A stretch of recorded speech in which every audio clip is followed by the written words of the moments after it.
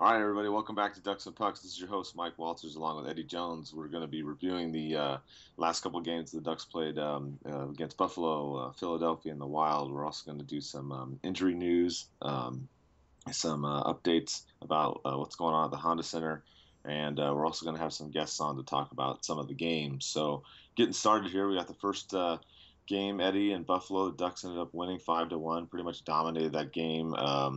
In the shot column and the goal column. Yeah, I don't think it was a surprise either. It's Buffalo. It's gonna be that's basically how Buffalo's season is gonna go. But it was nice to see us come out and just completely dominate a game, and get rewarded with a pretty big win. It was cool to see Karlsson get on and get his first goal, and he ended up on another one too. So it was a big game from him. And Perry and Kesler also got on the board too. Perry continued his hot start. So these games are always nice to get in the schedule. Sort of a guaranteed win, and it was good that we actually dominated the game. It was kind of amazing too. Is in the beginning of the first period, the Ducks came out and had a lot of opportunities, and seemed like it was going to end 0-0 because we even had several power plays and we didn't score.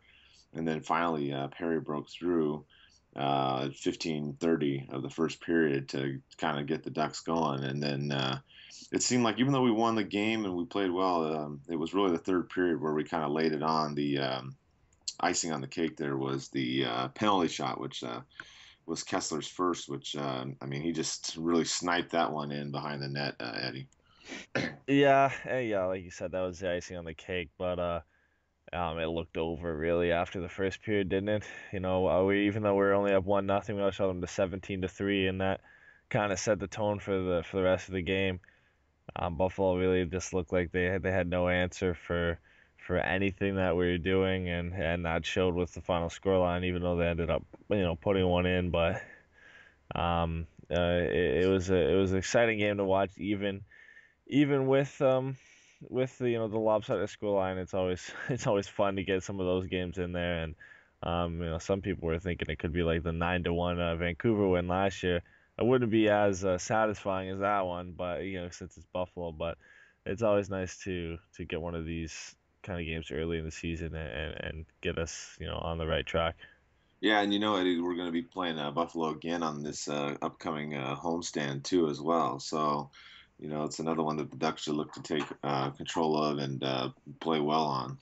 Yeah, and we can't come in it and just think that we're gonna easily win it again. There's upsets happen all the time, so we can't come in and be like, oh, we dominated them last time. We can take our foot off the gas this time. We got to come out and do exactly the same thing. We dominated in almost every facet of the game. Shots, face-offs. We just the power play wasn't as good, but it didn't really have to be that game. And we rolled all of our lines, and everybody got involved. So if we can continue to do the same thing we did that game, I don't see any reason why we can't win next time when the Sabres come to Anaheim. Yeah, definitely. I mean, even you look at Anderson; he only faced 12 shots that game, and he with that kind of lack of work, I guess you could say, he was able to go in the next game too against Philly. So it was definitely a good win all around for the Ducks. And they didn't really come out of it with any kind of injuries or anything like that, and just a great win for the Ducks. Yeah, if we had to pick a standout performer from that game, I think that nobody would disagree that it was going to be William Karlsson potting his first National Hockey League goal, and he grabbed his second one as well in the same game. Just a good all around effort from a guy. He was fighting with a job for Raquel, and this is probably the game where he just won that job completely. It looks like he's going to be around for a while, and he's looked good so far. He hasn't looked stellar, but he's looked like at home on that third line. So it'll be nice to see him slide in on a permanent role for the rest of the season. Yeah, even with the injuries, Eddie, I think Carlson or Wild Bill, as everybody's calling him, is definitely going to be, he's going to be out there doing some damage. I mean, he's got a great shot. I mean, especially that first goal. I mean, That was just right under the crossbar in the net. It was a beauty. So I expect the fans to see some more quick wristers that are going to land in the back of the net. Yeah, and I was pretty surprised that he could shoot. I hadn't seen much of his game, but he was shooting all over the place. I believe he ended up with 6 shots, and it was pretty surprising to see that. And his second goal showed his quality hand eye he has batted out of midair, Corey Perry like. So hopefully he'll be able to keep up, a decent amount of form and finish with around 20, 30 points by the end of the season and continue on after that. Yeah, I think he's going to do pretty well this year. I think that's an accurate statement about his points. And moving along with our guests, we have a person coming on here that we're going to talk to, get some perspective on the Buffalo side, Eddie. Yep. We're gonna have Jacob Stroziak on. He's a writer for Sabre Noise. So we'll just move on to the interview. All right, everybody, we got Jacob Stroziak from Sabre Noise here to come on and review the Buffalo Sabres game with us. How you doing today, Jacob? I'm doing good. It's a pretty good day for me. All right, so the Ducks played the Sabres a little bit earlier this week. Ended up getting a pretty dominating 5-1 win. From a Sabres perspective, how would you rate the game from your view? From my view, it was not the best Sabres performance in the history of the world, considering they maxed out at 12 shots. It was a pretty disappointing loss, but considering how the season went last year, it really wasn't that surprising to see, especially how good the Ducks are this year.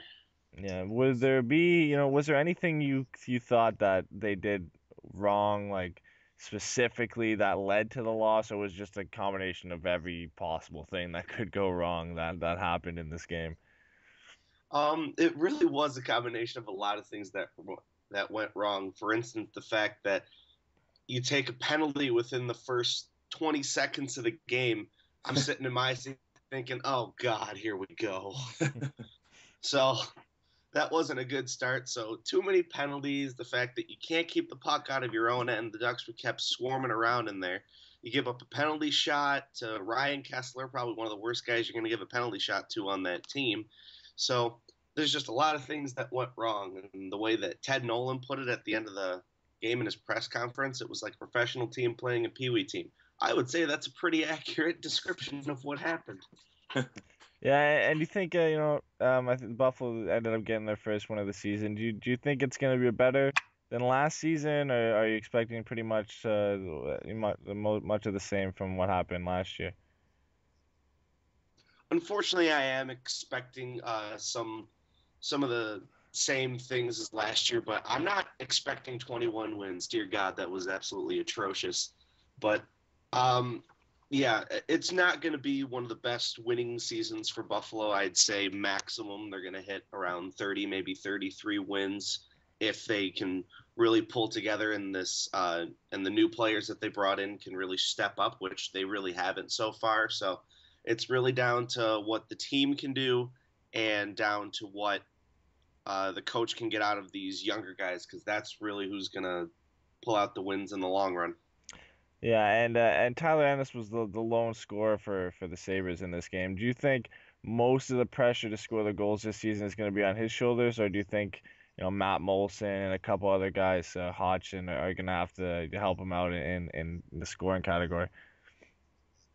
Oh, he's definitely going to need some help in that scoring category. He may have won the Sabres goal scoring title with 21 last year, but I think it's going to come down to that entire top line of Stafford, Ennis, Molson. Those guys are paid to score, and when they're not scoring goals, it's a pretty rough day in Buffalo. But no, I don't think Ennis is going to be the lone guy to be looked to for scoring. I would say Molson should be that guy, considering he's wearing 26. He's supposed to be Thomas Vanek in town, so he's supposed to be scoring goals, which he currently isn't. And speaking of some of the younger guys on the team, Sam Reinhart's gone 5 games in this season. He has no points so far. Have you liked what you've seen from him, or do you want him? Have you expected more from such a high draft pick? I did expect a little bit more, but I watched every single game very closely, and I especially watch him because he was the guy that I wanted the Sabres to pick, so I've been all over him as far as how he plays. And he's still every bit as good as he was in juniors, but that's the issue. He's still as good as he was in juniors. He hasn't made the jump to where he needs to be in the NHL yet. So I expect a little bit more. His compete is there, his skating ability, his intelligence is there, but he's just not big enough. He's not ready to play in the NHL yet. So I think that towards the end of his 9-game stint that the Sabres might send him down, but they let him have this stint just so he can get the speed of the game. He can know what he has to do to improve so he can make the team and play with us full time probably next year or the year after, depending on how well he works at it. But I think he has a lot in him. He may not have scored a point, but he certainly is going to be a great contributor in the near future. I can just about guarantee that. Yeah. So what would you consider to be, looking at the Sabres lineup, the main area that they need to improve in? Is it goaltending with Enroth and Neuwirth? Is it anywhere on the forward line, getting some more depth or getting a star guy, or is it on defense, shoring up some of the defensive problems you guys have? Yeah, there are a lot of defensive problems, but I really don't think the defense is the issue. I really still think that the offensive category is the issue. There's not enough guys scoring goals. There's not enough people shooting the puck. I find myself watching these games and shouting, "Shoot the puck" at TV. And I'm watching all these other people do the same thing. And even at games, you can hear the crowd shouting, "Shoot, shoot." So nobody's shooting, and that's the issue. That's why they're not scoring any goals. That's why you're not winning games. If you don't score goals against the worst team in the league, the Florida Panthers, like they did last night, that's kind of an issue. Yeah, and realistically, how close do you think the Sabres are to making a push for the playoffs? How many years away do you think? How many draft picks are they from, making a solid push back towards the playoffs? I say around 4 max, Yeah. mainly because it's it's a matter of if we finish as low as everyone expects us to, we're getting top 5 picks for the next 2 years, and then maybe 1 year of kind of pushing towards the playoffs and just missing it, and then that'll motivate all of the players just that much more and be like, oh, we were so close, let's go and get it, and then the next year they'll push for it, and I think they'll make a legitimate playoff run, maybe second, third round in the playoffs would be nice. Yeah, so from the fan base, would you guys rather have, a close to 500 game season, like a 40-40 kind of season, or is it like a tank for McDavid kind of thing? Like what would the fan base rather, see from their team this year? According to a lot of the fans that I talk to and all the chatter that I hear all over the place, it's just about a general consensus that we kind of want the tank. We kind of want to go towards Connor McDavid or Jack Eichel because those guys really are a pair of showstoppers. So if we can get one of those players, it'll certainly help the team in the, I would say, near future, considering how good these guys are. I watch these guys a lot, and oh boy, that would be really nice to have them. From a personal perspective, I'm the kind of guy who looks towards let's make the playoffs this year, guys. But realistically, it's just not going to happen, and everybody is just about embrace the, I guess you could say, tanking mentality. Yeah. With that mentality, do you think that the key might be for you guys this year is to experiment with the lines, change it up and maybe see what line will work the best in some of these games? I mean, especially like a game like last night, you play Florida, you don't get any goals through, the whole game, but maybe say in a future game like that, maybe late in the second or third period, Nolan changes up the lines and tries to get something going. Oh, yeah, without a doubt. You could definitely switch up some of these lines. There's only, I'm pretty sure, 2 players from about 5 years ago, two or 3 players from about 5 years ago that are still playing together.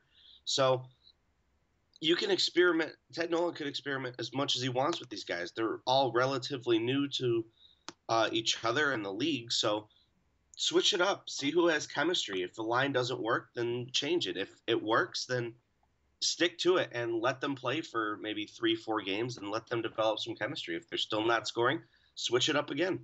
I totally agree with that. Switch up the lines as much as you can. Yeah, it would just seem like to me if you guys worked on that at least, I think that I mean, like you said, if they the fan base embraces that mentality of hey, okay, we're not going to make the playoffs, then I think going forward, at least the fan base wouldn't be too upset if hey, the coaching staff there is trying to make something out of whatever line pairing combination you can, because I mean, at least the effort is there to make some improvements. Right. It's all about trying to find what works, and if something doesn't work this season, then well, we have all of next season to try it too, and we'll even have more guys. You have another full draft. You have another set of free agents to go through, and it's completely encouraged, I would say, to try and shuffle up these lines. It'll only benefit the team as far as this season goes, and you don't really have anything to lose at all, because if you lose, you win. You get Right. Jack Eichel or Connor McDavid. If you win, then you're making a push towards the playoffs, and you shock the entire hockey world, and you make a fan base rethink about what they were initially thinking towards the beginning of the season. So it's still, we're only 5 games into the season, and we're 1-4. So there's still plenty of hockey to be played. A shocking thing can still happen. Exactly, and you think say later on, we'll probably have you on the podcast later on when we obviously will play you guys next week. What do you think as far as going later on? Do you think the team will lean on Enroth going through, say down the stretch, say if Buffalo's in that 9th or 10th spot, fighting it out for 8th? I do. I do think that they're going to ride on Enroth much more than they are on Neuwirth, mainly because he's the guy who has actually showed that he wants this job, he wants the spot, and he wants to be here. He's had to sit behind Ryan Miller for the past bunch of seasons, and you could see it on his face during every single game that he played last year when he couldn't win. He's like, I just can't stand this anymore. And he wanted that net. He wanted to be able to start and win games for the Sabres. And I do think he is the kind of caliber goalie that can help the Sabres win games. He is certainly good enough. He is talented enough. He's fast enough. I certainly think that he can be ridden a little bit more than Neuwirth can, because Neuwirth just, I don't know. There's something about him that just doesn't seem like he wants to be here entirely. But we'll find out how that goes. Yeah, and we saw a bit of Andre Makarov in preseason, and you're looking at some of the younger guys that are in the system for Buffalo, like Joel Armia and Jake McCabe, and even Mikhail Grigorenko. Do you see any of these guys making any significant strides to make the team either this year or next year, and making a big impact? As far as this year, the only couple guys that I could see making a legitimate stride towards the Sabres would be Mikhail Grigorenko, Jake McCabe, and maybe Joel Armia if there's enough injuries and he can prove himself at the NHL level. Grigorenko mainly because I've seen this kid play so many times, and his lackadaisical play in the past was just absolutely ridiculous, and that's why he drew so much criticism from all the fans in Buffalo. But after seeing what he did during preseason and seeing him during training camp, and it was just absolutely incredible to see him fully change his mentality around. He wants to play, and he's willing to take a criticism. He doesn't have the, I hate to say it, the Russian mentality of I'm entitled to this spot and I'm incredibly awesome, so I should play in the NHL. He's finally humbled himself and said, I need to improve to be able to play on this team. And he certainly has done that, and I think he deserves a spot. Armia, he is 21 years old, and he's went through his dues. He's played in the Finnish league, and then he played in the AHL last year. He's starting in the AHL this year, and if you watch some of his play this year, you can tell he wants to play with the big club. He wants to play with the big boys. So I would definitely see him making a push. As far as Andrei Makarov goes, the kid is 21 years old, and he's proved he can play in the AHL. That's absolutely incredible. That's something that you can only dream of. So in the next 2, maybe 3 years, I definitely see him playing up in a Buffalo Sabres uniform, whether he's starting or whether he's backing up Enroth if he's still here. I definitely see Makarov playing in the next couple years, because that kid is absolutely incredible as far as his skill level and his vision goes. It is great to see him play. All right. Well, to finish it off here, where do you realistically picture Buffalo in the Eastern Conference at the end of the season?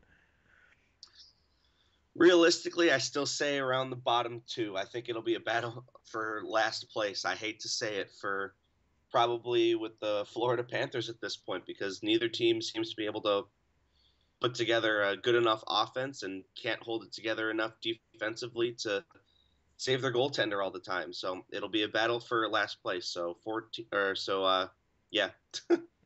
All right. Well, Jacob, thanks for coming on. We'll hope to have you on next week when we play the Sabres again. Yeah, thanks for coming on. No problem. All right, and moving on to the Philadelphia Flyers game, we have David Quackenboss from Broad Street Buzz. Welcome to the show. Thank you. Thanks for having me. All right, we're going to review the recent game between the Ducks and the Flyers. The Ducks ended up winning 4-3 in a shootout, heavily outshot by the Flyers. What are your thoughts on the game, just briefly on the how the game turned out? Yeah, I think from a Flyers perspective, it was a pretty typical game, really. When you look through the first two periods, they were pretty well handled 5-on-5, especially the first period. And they've come to rely so much on the power play that's really the only reason it was a game going into the third. They did well in the third period at 5-on-5, and they were able to tie it up, but just kind of from a Flyers perspective, we've seen this over and over again. The team gets outplayed 5-on-5 by quite a bit. They rely on the power play and hopefully goaltending, which lately has been decent, not great, but decent. So it's kind of the same old story. We've got a lot of the slow defensemen, guys like Nick Schultz and Andrew McDonald who are out there, along with Nicholas Grossman, Luke Shen. Those guys they're just slow and not great positionally either. So you really saw it on that third Ducks goal how they just kind of tore the defense apart. And it was just all too familiar to Flyers fans, really. Yeah, and we saw the Ducks jump out to an early lead with an uninspected goal from the fourth line and Tim Jackman getting a rebound from the bottom of the circle, and then we saw Devontae Smith-Pelly get a little bit of a tip in. So the first period, they seemed to go the Ducks' way. The Ducks outshot the Flyers 15-11. But when we moved on into the second period, that's where with what you're talking about, the power play kind of clicked for the Flyers, and Stride and Simmons continued his hot streak to the season and got his fifth goal of the season. And a trend that's kind of been out there for the Ducks this season is we got heavily outshot in the second period. Flyers outshot us 18-6. Speaking of Simmons with his hot start, how do you rate his play this season? Do you think he can keep on track till the end of the season? Yeah, I think he's been great for the Flyers. And what's kind of different about this year from previous years with Simmons, and it's still early, so things can change, but sort of like I mentioned earlier, he's really getting the job done both at 5-on-5 and on the power play. Simmons, the past few years, he's had good stats. He's got 29 goals last year. 28 was the last full season before that. But it's almost, last year, out of his 29 goals, I want to say 15 of which came on the power play. He's been a power play specialist, and now this season he's done well. 2 of his 5 goals have been on the power play. He's still gotten his power play points, but he's getting it done at 5-on-5 as well. So if he can continue that, if he can continue to be a really good 5-on-5 player along with being a power play specialist, then he may be looking to sort of finally top that 30-goal mark and just continue to be become really one of the premier power forwards in the league. Yeah, and to look at the record for Philadelphia this season, they started the season 0-2-2, so they're yet to win a game. Do you kind of relate this to last season when they started 1-7, or is this a new look team compared to the team that they put out last season? I think it's different. It's definitely a different start from last season. Last season the Flyers started 1-7, but the big issue for them last season was they just could not score. They didn't score 4 goals or more than 3 goals in a game till it was either 12 or 15 games in. I don't know off the top of my head, but this season they're scoring the goals, that they're getting the goals just fine, but they're not getting quite the goaltending they got at the beginning of last year. Last year, the reason they were able to even win a few games early on because Steve Mason carried a 930 save percentage into the second month of the season. The goaltending has been average. They're scoring goals, which is encouraging compared to last year. But I think part of it has to do with their schedule. Their schedule at the beginning of October is just brutal.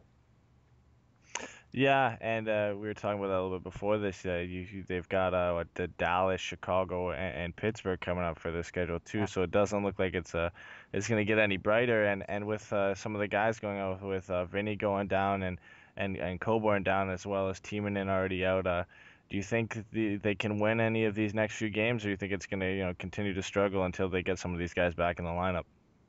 Well, they've got Dallas tomorrow, then they go to Chicago and Pittsburgh, then Detroit, Los Angeles, and Tampa Bay to finish out the season. So those are all difficult games. All the reports are that Coburn should be back in the lineup tomorrow, which is a huge boost, which that should tell you enough right there about the state of the Flyers defense when Braden Coburn, who's good, he's definitely a good player, but when losing Braden Coburn is just a devastating blow, you've got your defense is in bad shape. Without Timonen, without Coburn, without these guys, Lecavalier, I wouldn't say losing him is a huge loss. He's sort of been playing less and less of a role on the team. But yeah, without Coburn, who's their best skater on defense, and he's arguably their best defenseman. Without him, it was a huge loss, and losing Timonen over the summer was devastating.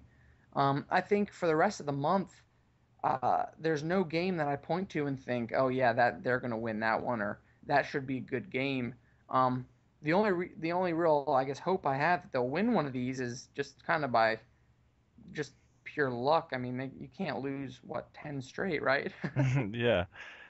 And looking back to the game against the Ducks, do you think there was any key reasons why the Flyers ended up losing the game? Was it something they did wrong, or was it Andersen for the Ducks was just too good, or were the Flyers just not able to finish? I think it kind of goes back to the first period. I think they were just really sloppy in the first period. The mantra for the Flyers has been and was after this game, we got to play for 60 minutes. We got to play for 60 minutes because they are so prone to, coming out and playing good for one period. I mean, they played really well in the third. Giroux and Voracek were just taking it to the Ducks. But if you only come out for one period, maybe a period and a half, you're not going to be able to do it. I think the Ducks are just a more complete team. Yeah, and I'm looking at some of the prospects that you've come up through the system, and you talked about how the defense isn't strong enough. There's some of the guys coming up for Philly, Samuel Morin, Travis Sanheim. Are there any guys out there that you think that could make a push to make the team next year and make a big difference on Philadelphia's chances? Yeah, I think so. I think there's already some calls from the fan base for Shane Gostisbehere to be up already. He's a small puck mover. He's something the Flyers. He has a skill set that really nobody except maybe Mark Streit. He's got that kind of skill set that really nobody else on the team has right now. But the Flyers have sent him down to the Phantoms to play this year in the AHL. I think he'll definitely push for a roster spot next year. There's Samuel Morin, who almost got one this year. With him, it's going to be tricky next year because Hextall, the GM, has been very, very clear about the fact that he wants the Flyers defenseman brought in slowly, developed. So he will most likely want Morin to get some AHL time next year. But there's also Robert Haig, who was their second round pick in 2013, who he will also be on the Phantoms this coming year. So both of those guys have potential, I think, to be on the team in the next year or two. So I have a feeling this old slow blue line, is going to hopefully next year begin to transform into a younger blue line. And as we were talking about before the show, I think it'll, in a few years here, start looking a lot like the Ducks. I mean, you guys have Sami Vatanen, who's 23. Flyers fans adore Sami Vatanen. Hampus Lindholm, who's only 20. Cam Fowler, who's only 22. I think you'll be seeing a similar mix from the Flyers here in a couple of years as they start phasing in some of their young defensemen. Dave, I got a question for you. Do Yeah. you think that the Flyers, after the slow start that they had, do you think that they're still a playoff team, or how do you think they're going to match up in their division this season? I think they'll find a way to at least be in the hunt for a wild card. I think the Penguins in their division, the Islanders in their division, and the Blue Jackets, actually, I think those three teams will definitely be ahead of the Flyers. I think they'll be battling it out with teams like New Jersey. New Jersey started pretty hot. I think they'll be battling it out with New Jersey, Washington, and these other teams for a wild card. Unfortunately, my personal opinion is they'll probably come up a little short, which has become already a big debate amongst Flyers fans. Some think we're going to be getting a top 5 overall pick. I'm not sure we're going to be quite that bad. I think they'll be similar to where they were in the lockout shortened season. They ended up with, I believe, the 11th overall pick that year. They were about 4 points out of the playoffs. I think they'll be below average this season, but they'll be in the mix for a playoff spot once their schedule gets a little easier. Yeah, and if you look at last season, you look at the Rangers, they barely made the playoffs and they went all the way. So there's still, no reason not to count out the Flyers for not only making the playoffs, but even going at least the second round, don't you think? Mm-hmm. Oh, yeah. I mean, that's the thing. If you get into the playoffs, you're, everybody's got an equal shot at that point. I think there's so many questions on the blue line because they already had a not a great blue line last season.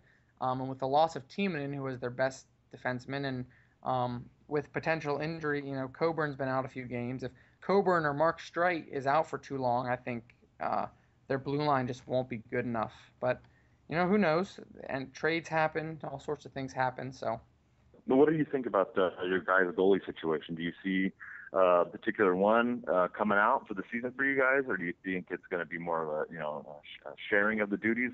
How do you look at the goalie spots? Yeah, well, going into last season, it was supposed to be sort of shared duties between Steve Mason and Ray Emery, and Mason really just took the job from Emery. He started out the season in the first month, he had around a .930 save percentage. I mean, he was looking solid, and he was unquestionably the number one guy last year. But because of all his struggles in Columbus, there's still a lot of doubt as to what he can really do. I think Mason is, for right now, he's the number one guy. He's going to get most of the heavy starts, but he hasn't looked quite as sharp as he did last year.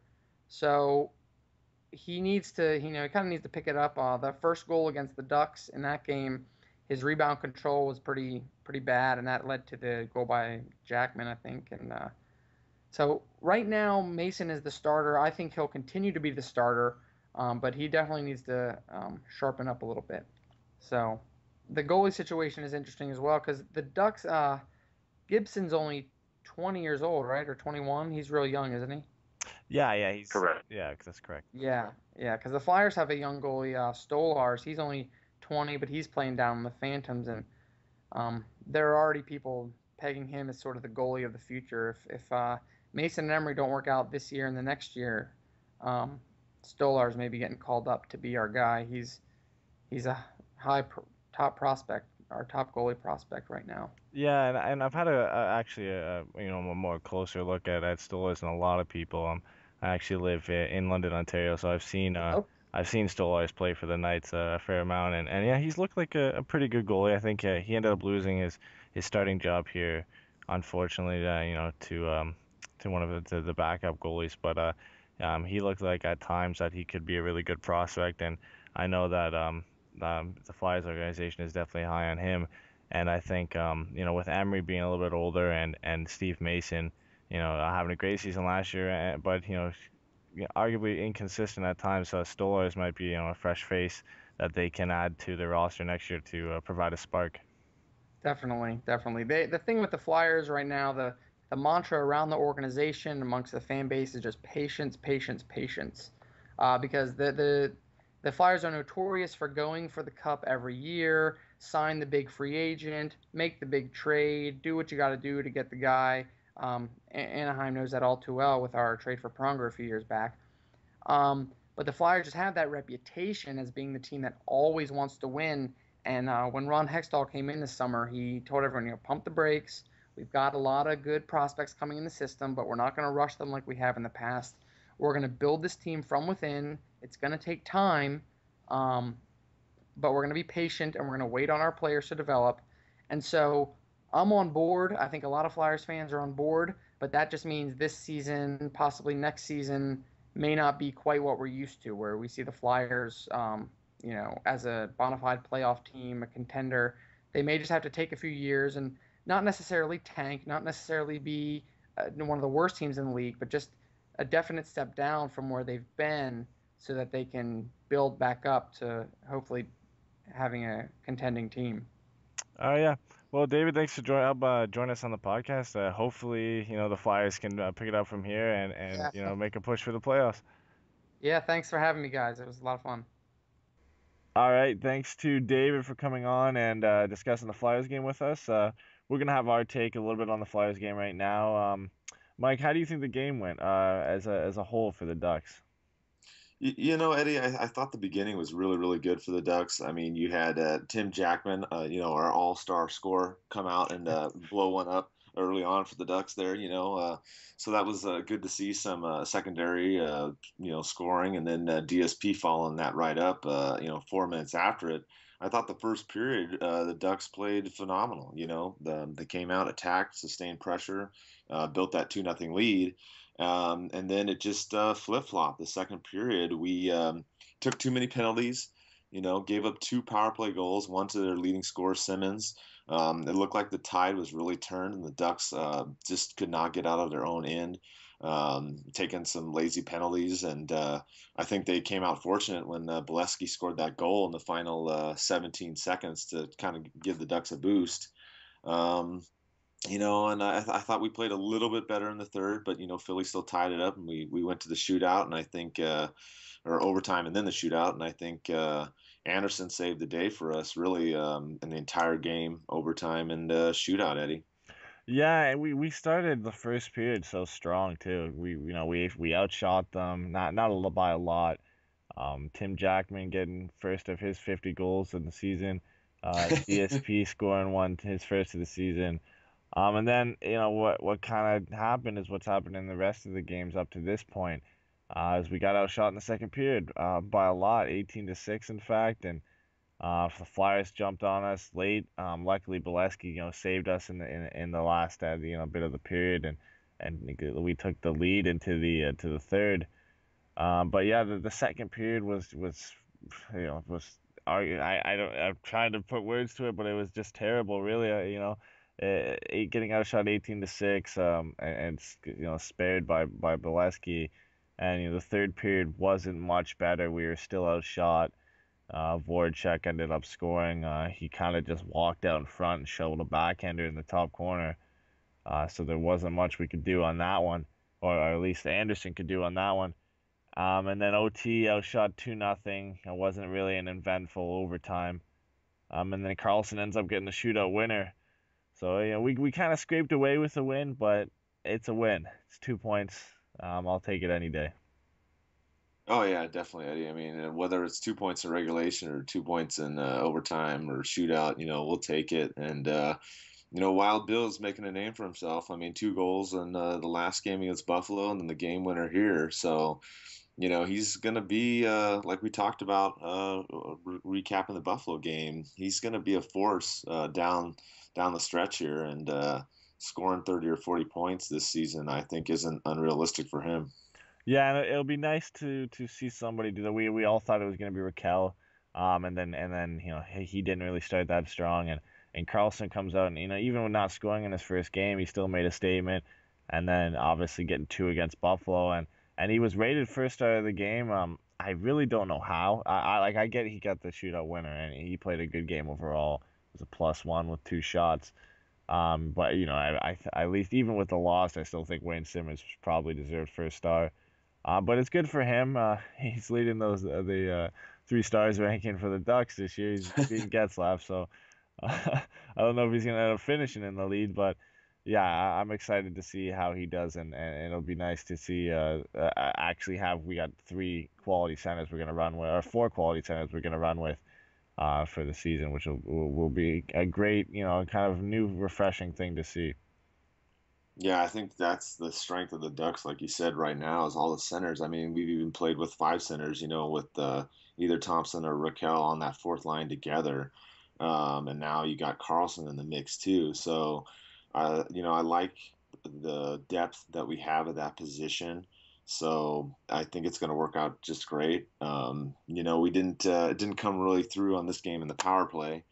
We were 0 for 2, so not too disappointing. I mean, we only had 2 opportunities, but I still like to see us try to get at least one power play goal a game with Kesler and Getzlaf on that first unit.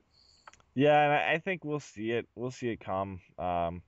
When we move on to the Minnesota game, we'll talk more about the power play and some of the struggles it's having right now. But yeah, it's gonna with the quality guys we have on that power play. I think it will come, and maybe adding like a new fresh face to it. We've kind of moved Maroon in there, Beleskey. We need, maybe Heatley's the guy to come in and change it up. Maybe Edam, somebody, DSP.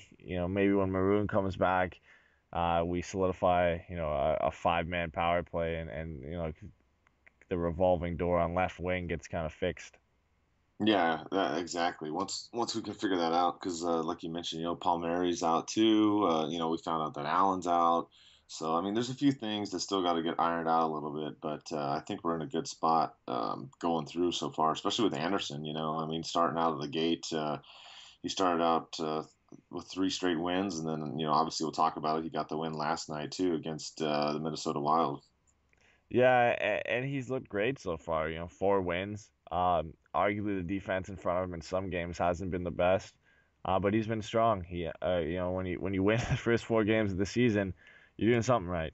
So it's great to see. We were all wondering how goalies were going to be, who was going to take the starting job. I think most people probably banked on Anderson, and it's worked out. He's won the first 4 games of the season. Gibson's going to go down and get a stint in the minors for a couple games and come back up and hopefully, be ready to go. But it looks like Anderson's going to be the guy to lead the way for most of the season.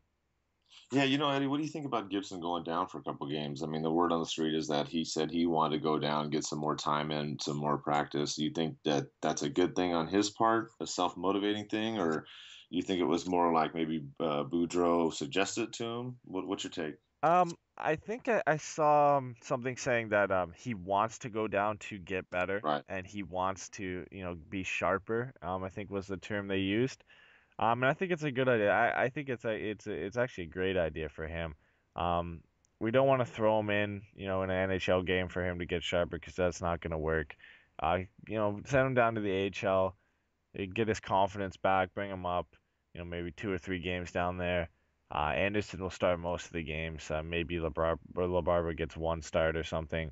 So it's not that big of a deal. And then hopefully he comes back up and he's got his confidence back and he gets in, his first start after and he's, ready to go and he has a good game because he's definitely him and Anderson and specifically him. He's our goalie for the future. So we gotta do our part in developing him and not try and rush him in, and that's why it's so good that Anderson started like this. That we don't have to rush Gibson, into that starting role right now. We can kind of groom him into being a number 1 goalie.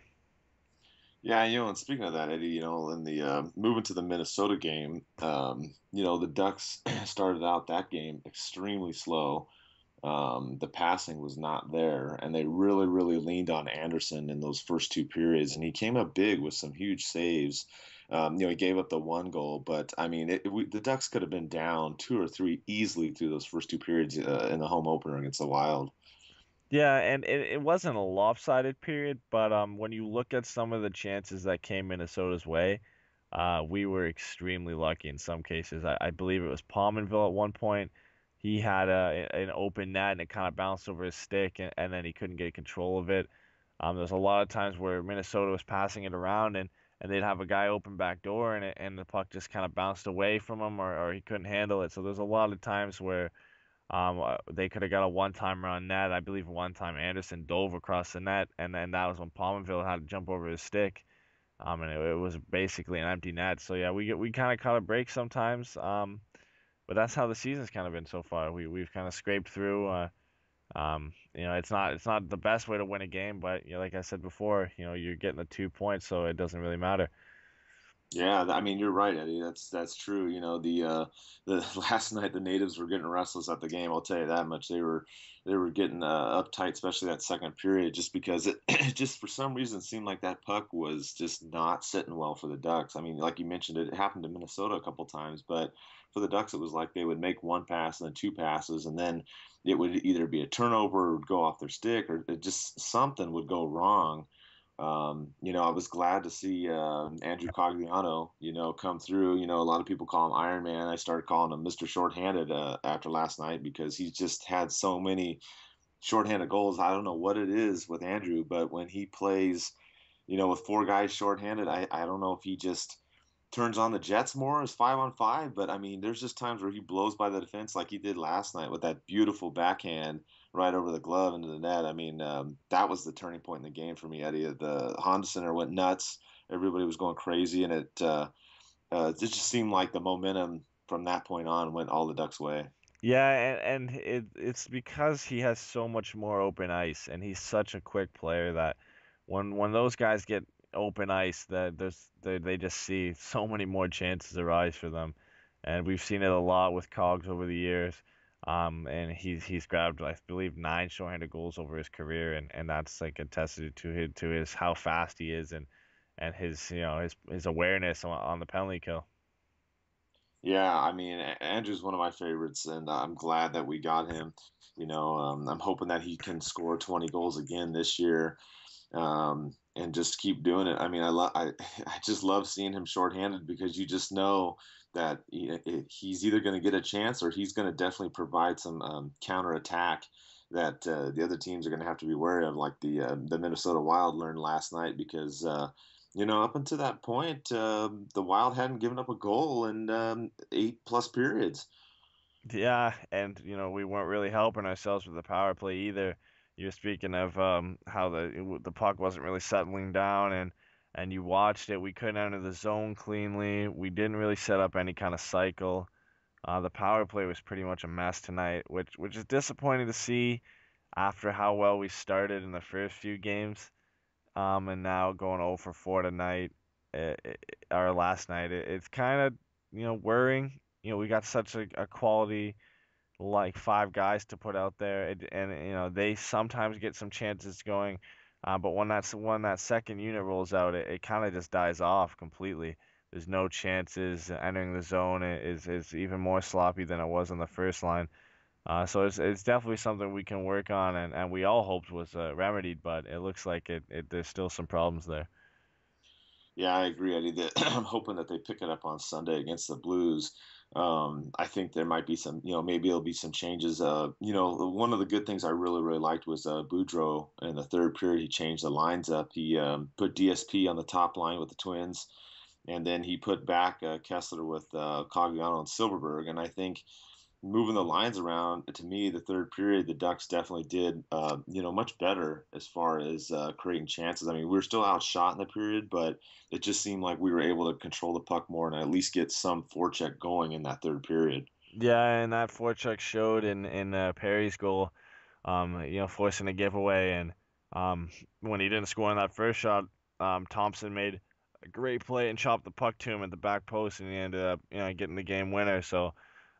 It's nice to see, when we're down, Bujo's gonna switch up the lines, and it worked well this game, and it's great to see Perry get off to such a hot start. He's got 5-5 now, so it looks like he's hopefully going, for another 50-goal season, and Andersen with a great game as well. So I'm definitely hoping to see this kind of performance, at least in the gritty sense, in moving into St. Louis. All right, we're going to talk about the Minnesota Wild and Ducks game. We have on Alex, who's a blogger that covers the Minnesota Wild. And Alex, what were your thoughts on the game? It looked like you guys had us for the first 40 minutes, and then we were able to come out and win it in the third. Yeah, absolutely. I think the Wild did very well through 40 minutes, controlling as much of the play as they could. Uh, Unfortunately, they weren't able to maintain the zone a lot. They had a couple early power plays that were absolutely terrible and looked like the power plays of old for Minnesota. But I think what ultimately got us is trying to match up speed with a really fast Anaheim Ducks squad. Minnesota's made some roster changes to put on more skill lines, but has sacrificed some of that grit. And Anaheim is in a position with guys like Ryan Getzlaf and Corey Perry that are big guys that also can score and are also really fast, kind of those triple threat players, which Minnesota lacks quite a bit, especially on the back end. Yeah, you talk about triple threat, and the name that comes to mind for us is Andrew Cogliano. He scored 20 goals for us last year, and he's been able to do it even strength, power play, and really shorthanded. And I have to tell you, going into that game, I think until he scored that goal, you guys had it, and I think that shorthanded goal was the turning point for us. Yeah, absolutely. I really like Andrew Cogliano. I think he's going to be a fantasy hockey addition for me. Minnesota hasn't been as good on the power play now as they were in the preseason. I think we can get to that in a moment. But just as a power play is going to expire, Jason Pominville coughs up a puck at the point, and Cogliano's off to the races. Ryan Suter was on his tail, but never quite got to him, and probably would have ended up resulting in a penalty shot if he did. And Cogliano, what a beautiful backhander, ending Kemper's now wild record shutout streak at a little over 164 minutes. Yeah, I had mentioned that in our game preview that I had written up on our blog, and I had told our fans that this game was going to be a tough game. I mean, you guys started out. I know it was the Avalanche both games, but still, you started out 5-0 and 3-0 and 2 shutouts. I mean, what a good start for the Wild. Yeah, absolutely. And I think almost all of that can go onto the shoulders of Darcy Kemper, our young netminder. Although I think the Avalanche have been flat-footed and their possession stats are finally catching up to them. But you look at Darcy Kemper, you look like a guy like Frederik Andersen. Both came into the season kind of vying for a number one or a 1A spot. Very similar pedigrees. They're the same age. They have about the same NHL experience, same build. Both came from good goalie programs. But I can't say enough about Kemper. I mean, he played absolutely out of his mind and had a save of the year bid in the second period, reaching across the crease with his big goalie stick. I don't remember quite who it was against. I should have done better homework. But yeah, I think Kemper has saved our bacon more than once. Oh yeah, that play, that paddle save. I remember putting something out on Twitter, and I had a Minnesota fan that follows me that was saying, that I made a comment about his play, and I go, we cover the Ducks, obviously, but when we see a good play, we see a good play, and that was a huge save at that point in the game because that kept the lead for you guys 1-0 going into the third period. Yeah, and then we come into the third period, and we know what the Ducks have. You're talking about the reigning Pacific Division champions and a fast team with a coach that doesn't like to lose. I don't think there's any coach that likes to lose, but I think there's some that totally understand. To come out and make the adjustments that they made in the third period and hold the Wild in the zone for these just excessive amounts of time,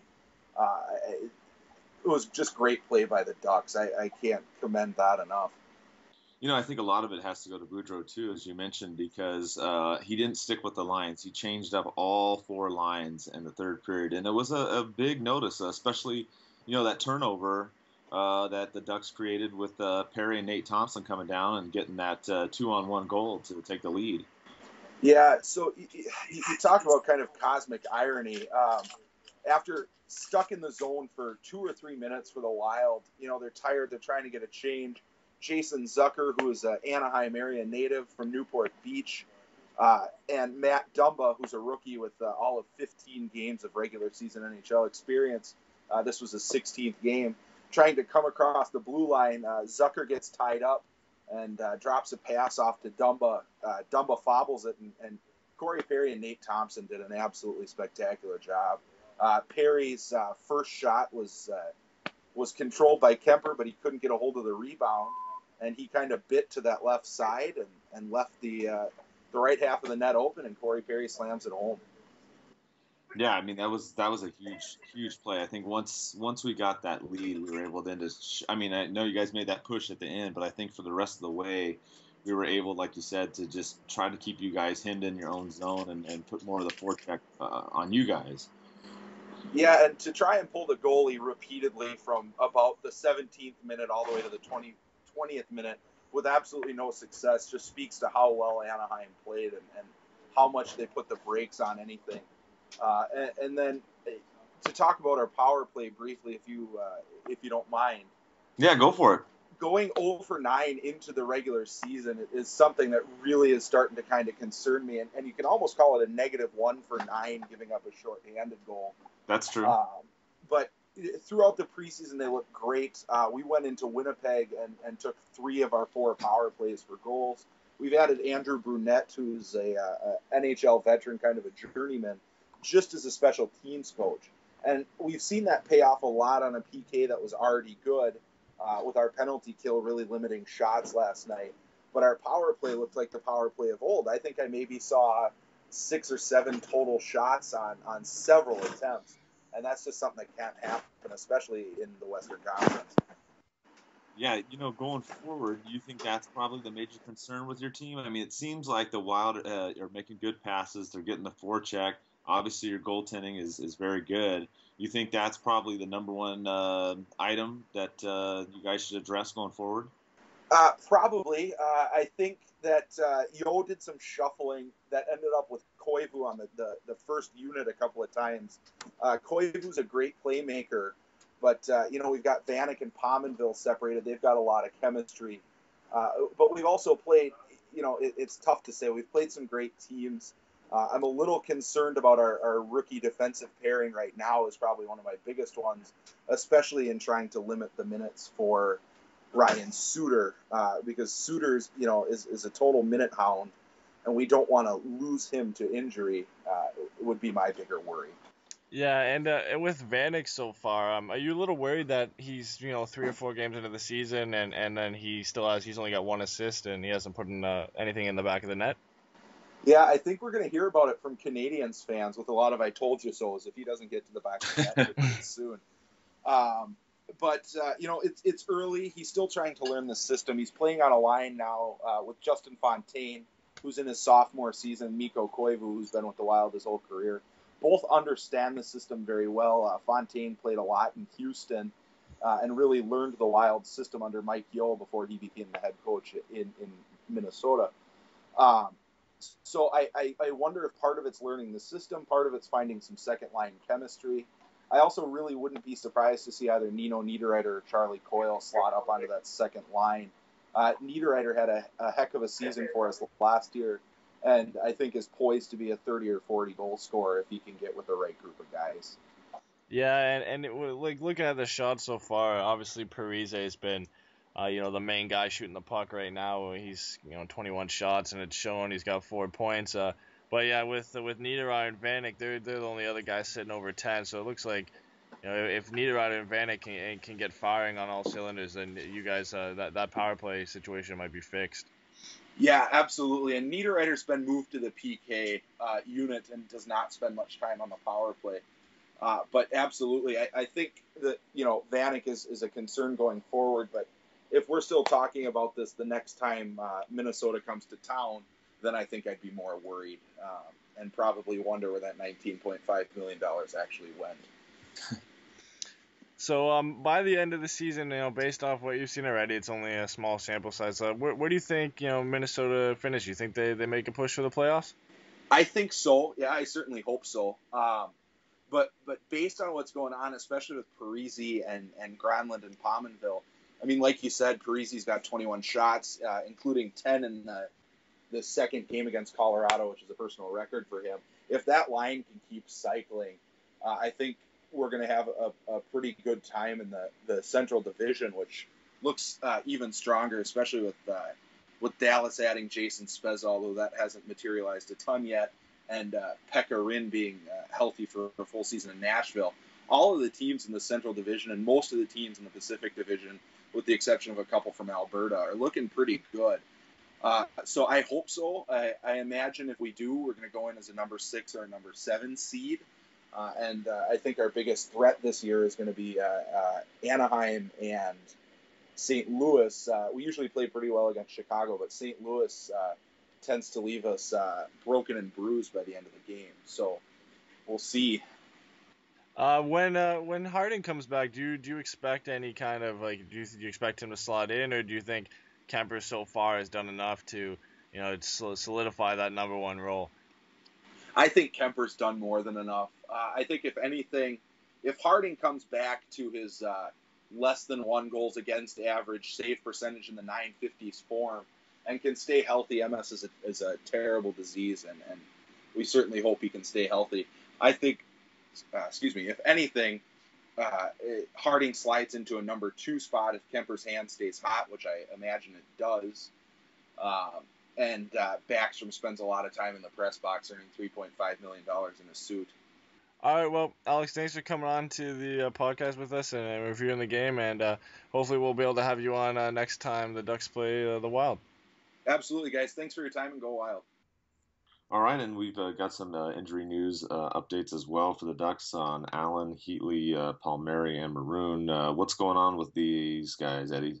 Well, for Maroon, it just came out he's out 4 weeks with looks like a knee sprain, which is definitely bad news for the top line. Looks like Bolesky is going to be there or at least until Heatley gets back. And speaking of Heatley, he's recently an article came out saying he's out for at least 2 more games. He could be back after that, so that'll be great to see. Maybe back by Columbus, hopefully. If not, maybe San Jose. Palmieri looks like he's really close to being back. It says he's day to day with a high ankle sprain. There's not a lot of news out on Palmieri, which is kind of weird, but all I found is he's day to day, which can be a good sign. And then Allen is recent, and there hasn't been much on him. It's a lower body injury, and he's on the IR.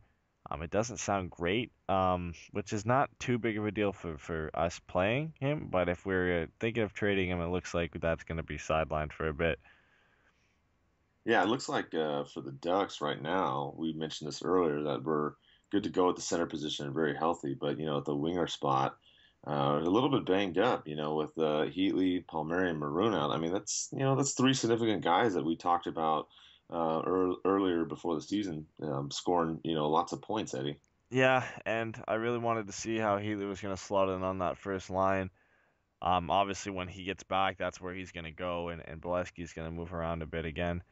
And because Maroon is out for 4 weeks, so at least that will mean Heatley is going to get some guaranteed time on that line. And I do want to see Palmieri back too. I think it's Jackman who probably, who ends up getting the boot if when Palmieri's healthy. Which it makes sense if we're gonna take somebody like Jackman out and put Palmieri in. But Eddie, he scored in Philly. Remember, he's a 50-goal scorer. Yeah, I know. But I don't think they want to drop a guy like Edom and or Devontae Smith-Pelly. So I think Palmieri probably. I don't exactly know what line they're gonna want to put him on. Boudreaux will throw a bunch of options out there, and we'll see when he comes back. I think Palmieri is probably the closest. Then Heatley, and then I have no idea how long Allen's out for or what kind of injury it is other than lower body, and then Maroon's out for 4 weeks. So that's basically what we have for the injury update. The most concrete news is the Maroon and Heatley situation. So hopefully we'll see all our guys back healthy within the next few days, and then wait on Maroon. Yeah, and I think a good point to make about all this too, Eddie, is despite these injuries, which obviously we didn't anticipate, and of course nobody anticipates, but I mean, you got to look at the Ducks, and we've had some crazy games, but we're coming through even without some key people. Yeah, and even with that, there's a lot of rumors around surrounding our team, specifically on defense. We've been linked with every possible defenseman that's available in the league. Yes. We've been linked with Tyler Myers, Jakob Kindl, Jeff Petrie from the Oilers, Dennis Weidman from Calgary, Brewer from Tampa, So we've been linked with, everybody that's been on the market. I think all of those guys would not really add a lot. Maybe Myers if he got back to his form, but I've heard the price for at least at the draft last or earlier this year they're asking Detroit for Mantha. So that and more. So that price is a little high, and if that's the price they're at, I can only imagine what they're asking for from us. So I think right now we're good. There's no need to panic this early in the season. We're 4-1. Obviously there's some defensive issues out there, but there's no need to go out and pick up a guy right now, and especially for the price that that's rumored to be out there.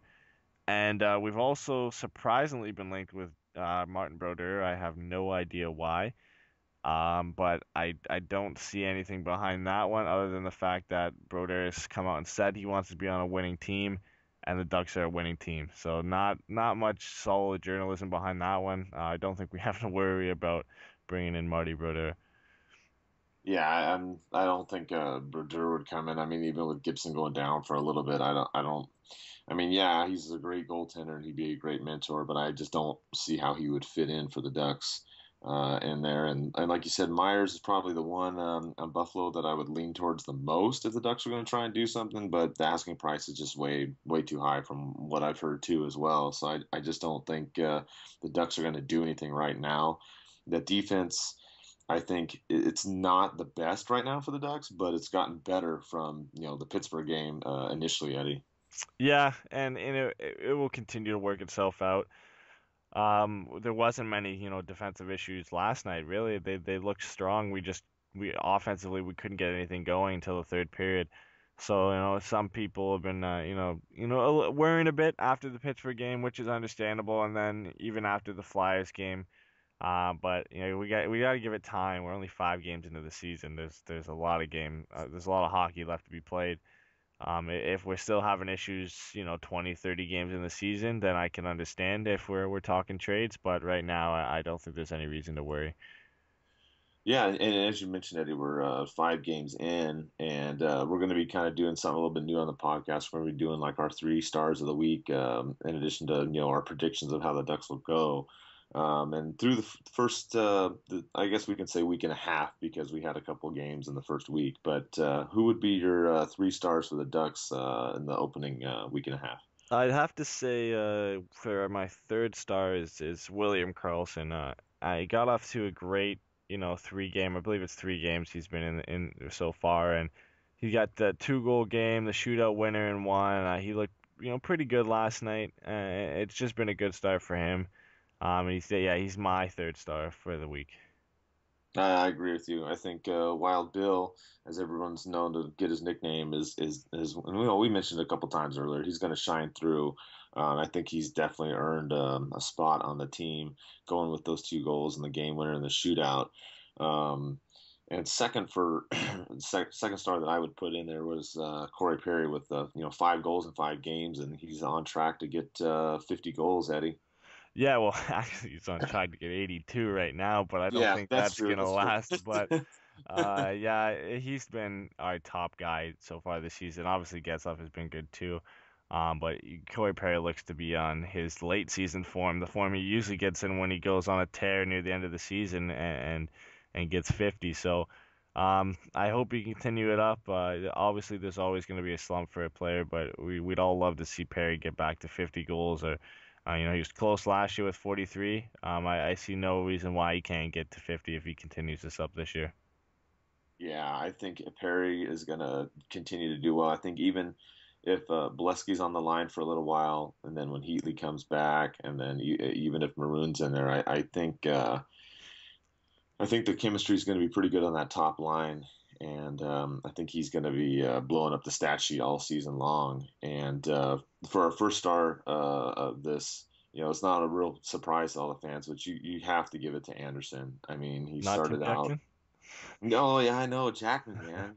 He's our second 50 goal scorer. We're hoping, but yeah,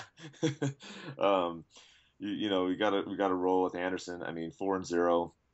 In his first 4 games, he's come up huge, in all the games. He had probably his toughest one was probably in Philly when he had to fight. He gave up 3 goals that game, but he ended up coming through in the overtime and the shootout.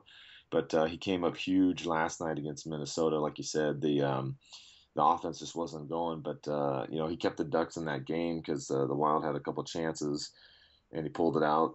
It's kind of a similar game with Detroit. Same thing. He kept us in that game, and we pulled it out late too as well. So Andersen is he's here to stay, Eddie. Yeah, and with anytime you start a season with 4 wins and a .937 save percentage and a 1.71 goals against average, I think you deserve first star of the week. And he, like you said, he's kept us in a lot of games. He kept us in the Philly game. We got outshot heavily in that game. He kept us in the game last night, so he's definitely going to be key to our season, and I think he's going to make many appearances in our top players of the week. Oh yeah, for sure. He's going to be up there, I think, every week. And moving along, Eddie, we got some games coming up this week. We've got the Blues on Sunday. We've got Buffalo again, and we've got the Blue Jackets. So looking at the Blues, I kind of expect this game to kind of be like the Wild game. I think it's going to be a tight game. It looks like Brian Elliott's been doing pretty well for the Blues with a 1.3 goals against and .94 save percentage. And they haven't been giving up a lot of goals, Eddie, in their first handful of games. Yeah, and their recent loss against the Kings too was harsh on them. They played a really good game, but they just haven't been able to score. I believe they have the least amount of goals in the NHL right now with 6, but they also have the second least amount of goals against with 5. So if they can get that offense going and Brian Elliott keeps playing strong, they will be a scary team. I know in our season preview at the beginning of the season, I had them lower because I didn't think Brian Elliott was going to be able to carry them through the whole season. I still don't think he'll be able to keep it up the whole season, but he's obviously started strong, and the only reason they're not 3-0 is because they haven't been able to score any goals. But yeah, it's going to be a tough game, and hopefully we're not the one they start scoring goals against. We got to make sure our defense is strong. Andersen keeps playing well because I'm sure he'll get the start. And we figure out how to solve Brian Elliott.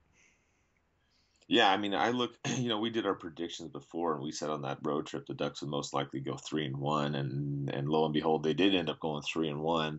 I think we both thought Minnesota we would win that game, which we did.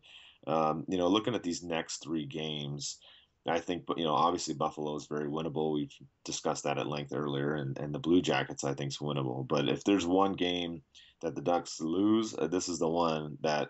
I'm not saying that they will, but I'm just saying that this is going to be probably the toughest of the 3 games, Eddie. Yeah, and when we get to Columbus, I think that's going to definitely be a tough game too. But when you look at a team like St. Louis and where they finished last year, and some of the players they have on their team, it's hard not to put them as our main threat this week. And I think we just got to come out and like you had for the keys of the game against Minnesota. Even though we didn't score first, I think we got to score first against against St. Louis. We got to put them on the back foot, get in Elliott's head. He's had a great start to the season, and we got to get them behind early. So.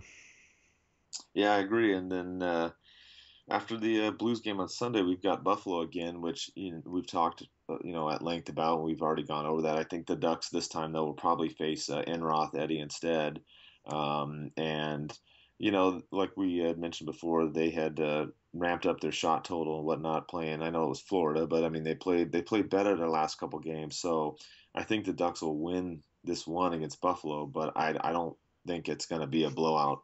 I think we could definitely win 3-1, 4-1, whatnot, but I don't know if we'll blow them out as much as we did in that first game. No, but if we gotta play that same game though, we gotta come in and not take them for granted after beating them 5-1, and we gotta just don't look at the standings and play them as they're any other team in the league, and we'll hopefully get the same result. Enroth, he's a good goalie. He's obviously at least as this season goes, he's better than Neuwirth. He sometimes he can steal games, just like any other goalie, but we got to be able to solve them. I don't see any issue winning this game. If we play the same way we played before with the dominant play we played, out shooting them 44-12. I don't think it's going to be that heavily, in our favor again. But we should be able to outshoot them. We should be able to outwork them. And I think if we don't get a win in this game, it'll be extremely disappointing. Oh, I totally agree. I mean, we have to not take them lightly, like you said, and just put the pedal to the metal and knock them out again. And then moving along for the last game on Friday, we got the Blue Jackets who are stepping up on the offense. Johansson's got 3 goals. Kisnen's got 3 goals. You've got Bobrovsky's been doing really well, 3-1, 2.01 goals against. So this one's not going to be an easy game either, Eddie. I mean, like you mentioned, the Blues will be tough, but this is going to be a tough one too. Yeah, and the Blue Jackets are a big tough team. Obviously, they're missing Brandon Dubinsky right now, which is bad for them. Well, good for us in a way because he shuts down a lot of centers. He shut down Crosby last year in the playoffs, and I'm sure he'd get first line assignments against either Getzlaf or Kesler. So that's going to be a bonus for us. Bobrovsky's been on form this season, which is no surprise. He's a Vezina winning goaltender. He's doing as good as he did when he won the Vezina a couple seasons ago. So, but they're not a great team. They're a hard team to play. They work hard, but when you look at their team on paper, they're not great. But they've started 3-1, so I can't criticize them too much. But we should be able to come out here and get a win against Columbus. I don't really see any issue with it. I think we are the better team, but we can't take that for granted either. They've had a good start to the season, and so have we. So we gotta continue our run and hopefully get a win there as well. All right, that's all we have time for this week. We're going to continue to have guests and talk about all the action on the games and get more people on from other blogs and other fan bases to talk about their perspectives. So that way we can give everybody the Ducks side, but also the other side as well. And just stay up to date on the updates on the website. More of the game previews and reviews will be on there as well. And we'll keep updating you guys throughout the season. Thanks for joining us. The Anaheim Ducks are the Stanley Cup champions.